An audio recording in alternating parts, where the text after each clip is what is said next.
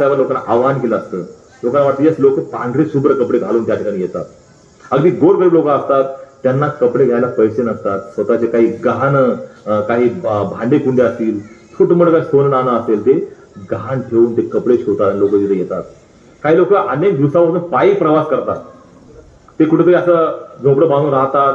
सोबत त्यांनी जेवण आणलं असतं, पीठ असेल काय असेल तर ती तिथं स्वतः त्या गोष्टी तयार करतात, स्वतः तिथं जेवण करतात आणि ते हळूहळू नागपूरच्या दिशेने लोक येतात.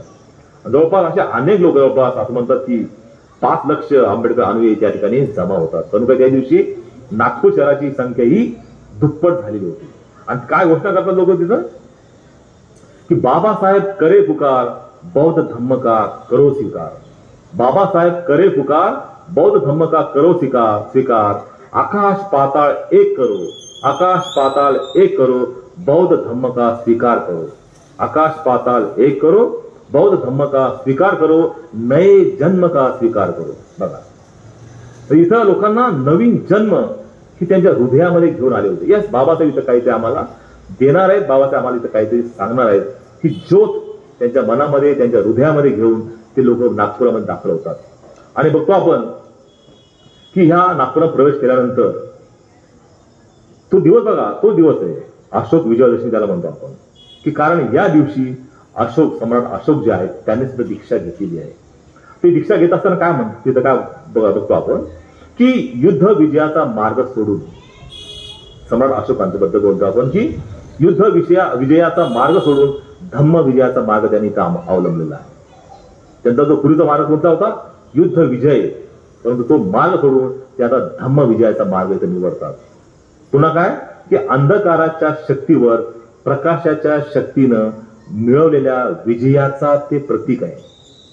ते दिवसाचं जे वर्णन करतात की अंधकाराच्या शक्तीवर प्रकाशाच्या शक्तीने मिळवलेल्या विजयाचा तो एक प्रतीक दिन होता असं हे म्हणतात. आणि आपण बघतो आपण इथं की बाबासाहेब मग इथं सकाळी 9 वाजता इथं कार्यक्रम सुरू होतो.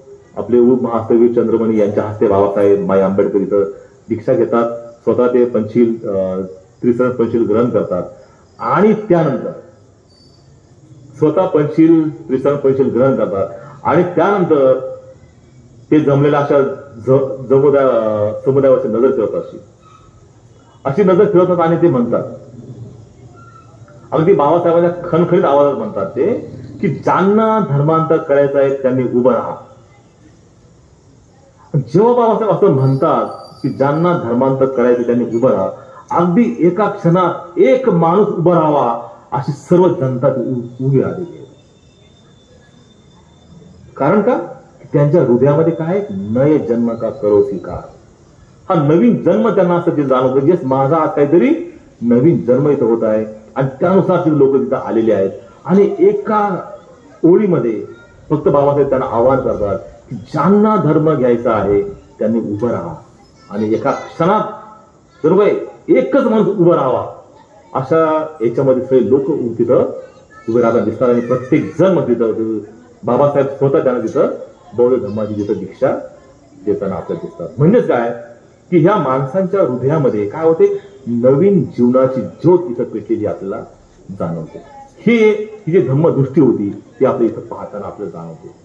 पुन्हा बघतो आपण की बाबा इथं थांबले नाही फक्त 14 ऑक्टोबरला, मग 15 ऑक्टोबर असेल या ठिकाणी सुद्धा त्यांनी काय केले की अनुयांना जवळपास 3 लाख अनुयांना तिथं त्यांनी धम्म दीक्षा दिलेली आहे. त्यानंतर चंद्रपूर इथे 16 ऑक्टोबर रोजी त्यांनी पुन्हा 3 लाख लोकांना धम्म दीक्षा दिलेली आहे. पुन्हा बघतो आपण की अकोला इथे त्यांनी 500 लोकांना तिथं धम्म दीक्षा दिलेली आहे. म्हणजे केवळ 3 दिवसामध्ये जवळपास बाबासाहेबांनी भारतातील बौद्धांची संख्या ही 10 लाखांनी वाढवलेली केवळ 3 दिवसामध्ये. ते बघतो आपण. आणि बाबासाहेबांच्या महापरिनिर्वाणापर्यंत त्यांना जास्त दिवस लाभले नाही मित्रांनो. त्यांच्या महापरिनिर्वाणापर्यंत असं म्हणतात जवळपास त्यांनी 30 लाख लोकांना दीक्षा दिली. म्हणजे इतकं मोठं बाबासाहेबांनी इथं महान कार्य केलेलं आहे. इतकं त्यांची दृष्टी जी आहे ती आपल्याला जाणवते मित्रांनो. आणि या दृष्टीच्या माध्यमातून आज आपण या ठिकाणी त्या गोष्टी पाहण्याचा प्रयत्न केलेला आहे.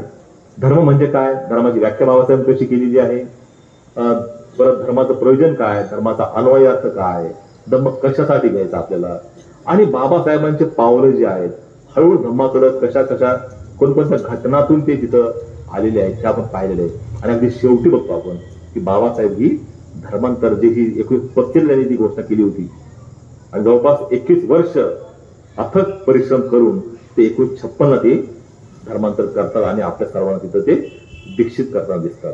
हे जरी 21 वर्ष जरी असते मित्रांनो, तरी जर मी सुरुवातीला उल्लेख केलेला आहे की 1907 पासून बाबासाहेब बुद्ध धर्माच्या संपर्कात आले होते आणि तिथपासून ते म्हणतात की मी बुद्धाच्या सावलीमध्ये पुढचे जवळपास 48 वर्ष मी बुद्धाच्या सावलीमध्ये वाढलो.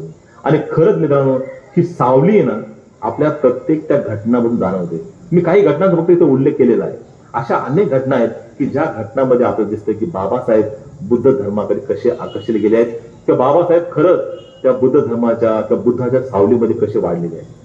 तर मित्रांनो, मला इथं हे सांगायचं आहे, ही आपण इथं एक अपेक्षा व्यक्त करूया, असं आपण इथं प्रतिज्ञा घेऊ शकतो आपण की ही जी बाबासाहेबांना लाभलेली धर्मदृष्टी आहे, ही धर्मदृष्टी त्यांनी आपल्या समोर ठेवलेली आहे.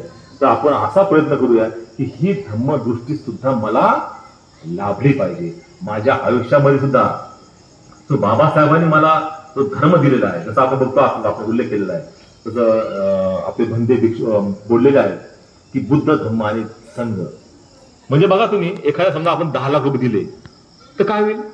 10 लाख रुपये दिल्यानंतर त्या माणसाचं जीवन बदलेल ना, त्याच्यामध्ये एक आत्मविश्वास येईल, त्याचं राहणीमान बदलेल, त्याचं खाणं पिणं बदलेल, त्याचं घरदार बदलेल. म्हणजे असा तो केवळ 10 लाखामध्ये तो इतका चमकेल तो व्यक्ती.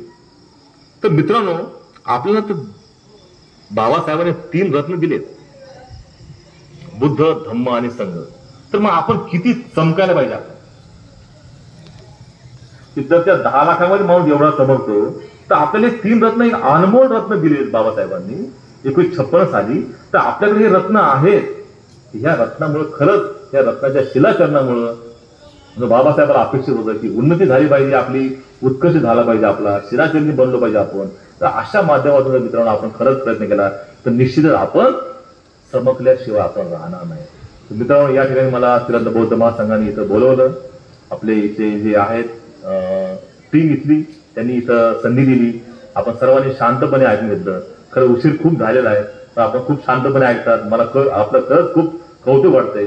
तर आपल्या सर्वांचं मी या ठिकाणी खूप नमन करतो, इथं थांबतो. जय भीम, नमो बुद्धाय.